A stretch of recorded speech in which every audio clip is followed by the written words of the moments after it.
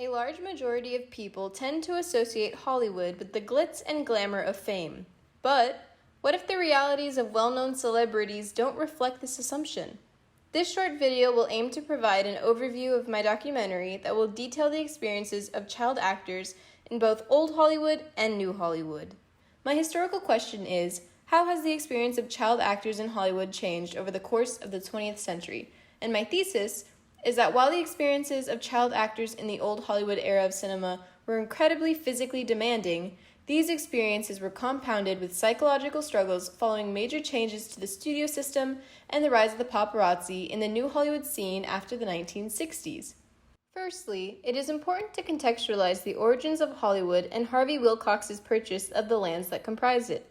After discussing this, I will depict the emergence of movies, studio systems, and contracted actors in the early Hollywood scene. I will then describe the experiences of child actors in old Hollywood, including the stories of Shirley Temple, Judy Garland, and Natalie Wood.